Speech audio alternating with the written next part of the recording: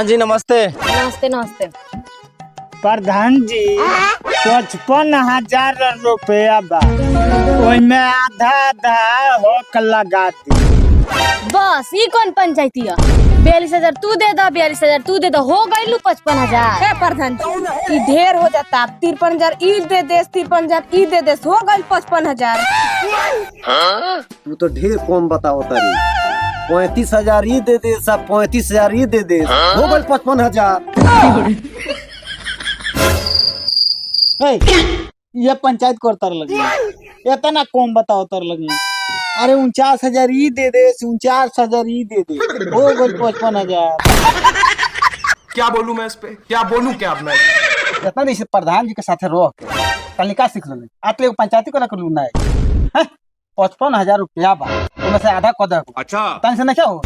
अरे 39,500 इनका से ले लो, 39,500 इनका से ले लो, हो गई 55,000। भाग भाग जूते भाग। हाँ ठीक हो तारे, ठीक हो तारे। ये कौन पंचायती है? 39,000, 49,000, 53,000, ये वाला 55,000। प्रधान जी पढ़ा लिखल नहीं रहुआ? अरे हमरा इतना के पढ़ल लिखल बा, हम नु गलती बताइनी है, तो सही बतैले बा। 39,500, 55 ना होला। खत्म। और हिसाब खराब बता रहा, और हिसाब खराब बा। ऐसा प्रधान जी को बुला लो देखबा का खिसियाता रह। प्रधान जी तो ठीक कहता। 39,500 और 39,500 55 ना भई। अरे बाप रे बाप, हमारे भाग नहीं जैसे ठीक बस साला कहाँ घुसी रही झमरा में जाके घुस के हमारे इनके पोस्ट तो पड़ी बुझाता।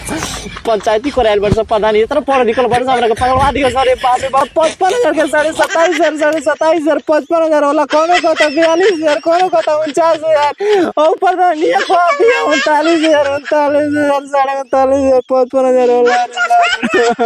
ऐसे प्रधान मिल जैसे तो गाँव के बर्बाद कर दियो सन भाई लोग। वोट दियो लोग तो सोच समझ के वोट दियो लोग। अनपढ़ आदमी के कबो प्रधान मत बनो ना तो देख लो लोग। हम जामड़ा के नीचे बैठल बनता लोग नदी में कूद के मुँह के पड़ी बता देता नहीं हो।